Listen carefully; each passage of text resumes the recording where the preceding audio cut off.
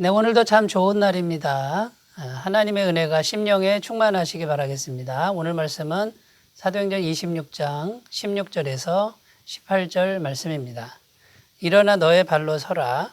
내가 내게 나타난 것은 곧 내가 나를 본 일과 장차 내가 내게 나타날 일에 너로 종과 증인을 삼으려 함이니 이스라엘과 이방인들에게서 내가 너를 구원하여 그들에게 보내어 그 눈을 뜨게 하여 어둠에서 빛으로 사탄의 권세에서 하나님께로 돌아오게 하고 죄사함과 나를 믿어 거룩하게 된 무리 가운데서 기업을 얻게 하리라 하더이다. 아멘. 네, 오늘 말씀은 바울이 다메섹으로 가는 그 길에서 예수님을 만나 엎드러졌을 때 부활하신 주님으로부터 구체적인 사명을 받는 그런 내용입니다. 구체적으로 어떤 사명을 받았는지가 기록되어 있는데 요약을 하면은 첫째는 너는 나의 증인이 될 것이다 이런 뜻이고요. 두 번째는 유대인들과 이방인들에게 내가 너를 보낼 것이다. 내가 너를 보내서 나를 증거하게 할 것이다 이런 뜻이고요. 자, 세 번째는 너를 통해서 많은 영혼이 구원될 것이다. 너를 통해 많은 영혼을 구원할 것이다. 이것이 예수님께서 하신 말씀이었습니다. 자, 그러니까 이제 바울은 구원을 받았는데요.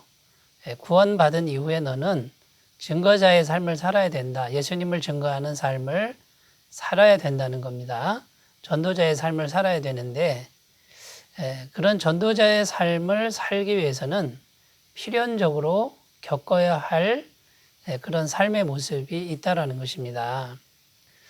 자, 그러니까 바울이 겪어야 될 필연적인 삶의 모습은 곧 우리가 오늘날 겪어야 될 삶의 모습과도 같다라는 것입니다.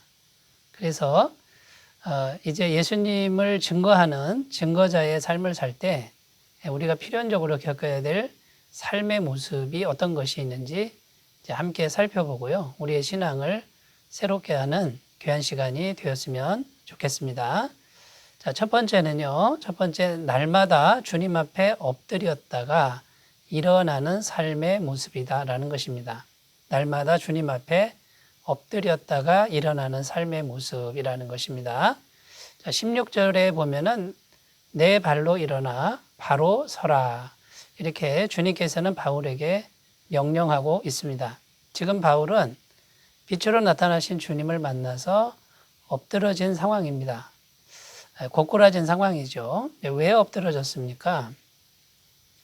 빛이신 주님을 경험하니까 죄인인 사울은 엎드러질 수밖에 없었다라는 거죠. 죄 때문에 엎드러진 것입니다.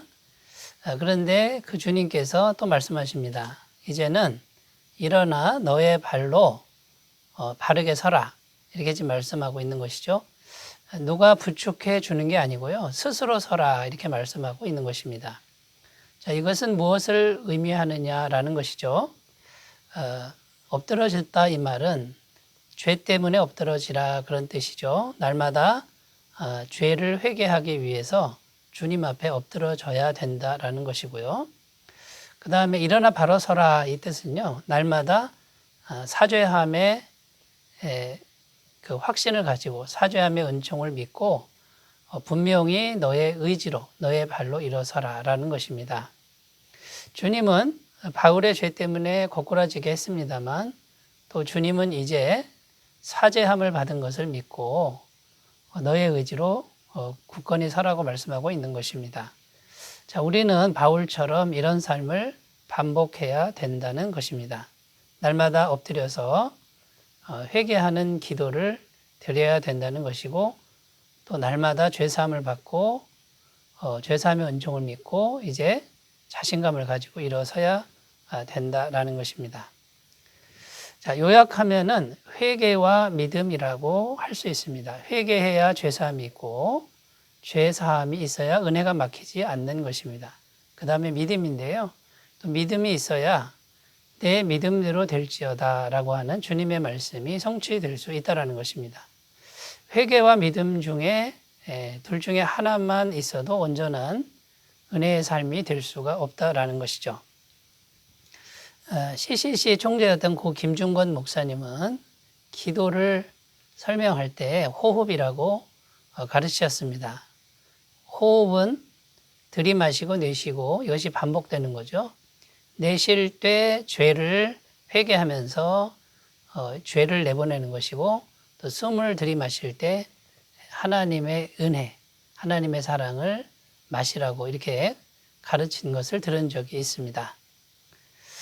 여러분, 그러므로 우리는 날마다 호흡하면서 기도하는 겁니다. 호흡하면서 회개하고 호흡하면서 믿음을 가지라는 것이죠. 자, 마태복음 9장에 가면은 예수님께서 2명의 소경을 고쳐주는 이야기가 나오는데요. 그 2명의 소경을 보면요, 예수님이 지나가실 때 앞이 보이지 않는데도 끝까지 예수님을 따라가서 예수님 앞에까지 갑니다. 그래서 예수님께서 그들의 믿음을 보시고 무엇을 하여 주기를 원하느냐 이렇게 물으셨습니다. 그때 이 2 소경이 보기를 원합니다. 이것은 정말 불가능한 믿음이죠. 어떻게 소경이 볼 수가 있겠습니까? 그런데 예수님 앞에 가서 이 불가능한 믿음을 지금 말했다는 거고요. 이 믿음은 오래전부터 계속 믿어온 것을 말합니다. 그때 주님께서는 너희 믿음대로 되라 이렇게 말씀하셨다라는 것이죠. 여러분, 그러므로 날마다 주님 앞에 엎드렸다가 이제 다시 일어나는 삶은 첫 번째 철저한 회개의 삶을 살아야 된다는 것이고, 두 번째는 정말 큰 믿음, 불가능의 믿음으로 나아가라는 그런 말씀이 되겠습니다. 우리가 전도자의 삶을 살기 위해서는요, 이 엎드렸다가 다시 일어나는, 회개했다가 확실한 믿음으로 서는 이런 삶이 중요하다라는 것이죠. 이 믿음으로 날마다 나아가시기를 바라겠습니다. 자, 2번째입니다. 2번째, 증거자로서의 삶은 어떤 모습이냐면요, 날마다 고난의 현장에서 구원받는 삶이다라는 겁니다. 날마다 고난의 현장에서 구원받는 삶의 모습이다라는 것이죠. 17절 말씀에 이스라엘과 이방인들에게서 내가 너를 구원하여 그들에게 보내어, 자, 이렇게 기록하고 있는데, 자, 이 말씀의 의미를 다시 조용히 생각해 보면요, 일단 구원하신다 이렇게 되어 있습니다. 이스라엘과 이방인에게서 너를 구원하겠다. 그런데 그 다음에 말씀이요, 그들에게 보내어 또 이렇게 되어 있습니다. 일단 구원한 다음에 다시 너를 그들에게 보낼 것이다. 이런 의미가 되겠습니다. 자, 그러니까 일단 무서운 곳에서, 정말 우리의 생명이 위태로운 곳에서 하나님이 일단 구원하신다. 이게 확실한 약속이고요. 그리고 다시 무서운 곳으로, 너의 생명이 위태로운 곳으로 너를 보내겠다. 이제 이런 의미가 되는 거죠. 자, 그래서 날마다 고난의 현장에서 구원받는 삶을 우리가 생각해 보면 성경에는 1차적으로 이렇게 설명되어 있습니다. 위험이 올 때, 위험한 상황이 올 때 성경 말씀에는 초막 속에 은밀히 숨기고 견고한 바위에 높이 두시고, 또 이사야 43장에 가보면요, 물이 너를 침몰치 못하고 불꽃이 너를 사르지도 못하도록 막아주신다. 자, 이게 성경이 말씀하는 한 부분입니다. 그러니까 위험이 올 때 절대 그 위험이 닥치지 않도록 완전하게 막아주신다. 이제 이런 의미가 있죠. 이것도 하나의 구원이 되겠습니다. 그런데 이제 오늘 말씀의 부분은 이런 것보다도 일단 위험한 상황을 당합니다. 위험을 당하고 고난을 당하는데 그 당하는 중에 구원하겠다라고 하는 이제 그런 뉘앙스가 아주 강합니다. 고린도서 4장 8절 9절 말씀에 보면요, 우리가 사방으로 오겨쌈을 당하여도 쌓이지 아니하며 답답한 일을 당하여도 낙심하지 아니하며 박해를 받아도 버림바 되지 아니하며 거꾸로뜨림을 당하여도 망하지 아니하고. 자, 여기 보면은 조금 뉘앙스가 다르죠. 일단 사방으로 오겨쌈을 당하는 겁니다. 그리고 답답한 일을 당하고 낙심된 일을 당하고 거꾸로뜨림을 일단 당하는 겁니다. 그 당하는 게 전혀 없는 게 아니라 일단 당하는데 하나님이 구원해 주신다라는 그런 의미가 되는 것이죠. 자, 자, 그래서 복음 증거자로서 우리의 삶의 모습은 이제 이것을 각오하는 겁니다. 일단 무서운 상황, 또 힘든 상황이 내게 덮쳐 올 수 있다라는 거죠. 그때 놀라지 않는 겁니다. 놀라지 않고 주님의 구원을 확신하는 이제 그런 삶이 되어야 된다라는 것이죠. 여러분, 하나님께서는 두 가지 다 약속하셨습니다. 고난이 올 때 완전히 막아주시는 구원의 은총도 약속하셨지만 때로는 일단 당하게 한 후에 완전한 구원을 약속하셨다라는 겁니다. 이래도 구원이고 저래도 구원입니다. 그래서 다시 우리는 위험한 상황으로 갈 수 있는 그런 삶의 모습을 길러야 된다라는 것이죠. 여러분, 여러분의 구원의 믿음은 어떤 모습인지 돌아보셨으면 좋겠습니다. 자, 이제 세 번째입니다. 증거자로서의 삶의 모습. 세 번째는 날마다 미련하게 복음을 전하는 삶이어야 한다라는 것입니다. 18절 말씀에 보면 그 눈을 뜨게 하여 어둠에서 빛으로 사탄의 권세에서 하나님께로 돌아오게 하고 죄사함과 나를 믿어 거룩하게 된 무리 가운데서 기업을 얻게 하리라 하더이다. 이렇게 기록하고 있습니다.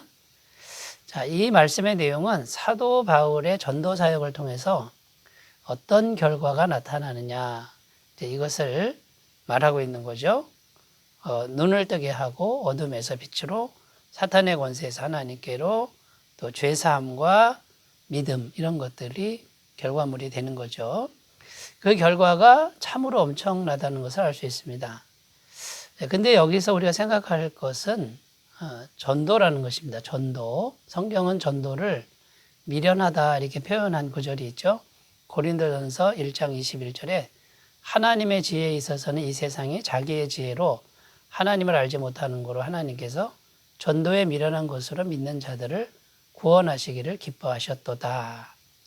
자, 미련하다 이렇게 전도를 표현했는데 이게 나쁜 뜻이 아닙니다. 하나님의 지혜와 전능하신 능력에 비춰볼 때 이 전도라고 하는 것이 참 미련한 방식처럼 보인다라는 겁니다. 전능하신 능력이면 순식간에 사람을 변화시킬 수도 있는데 그렇게 하시지 않는다는 거예요.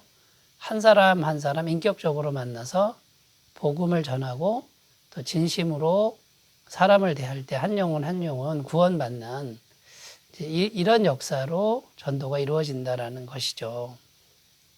그래서 여러분, 우리는 날마다 전능하신 능력이 있음에도 불구하고 우리는 한 영혼 한 영혼 두벅두벅 미련스럽게 사람을 만나서 복음을 전하는 이제 이런 방식을 고수해야 된다라는 것입니다.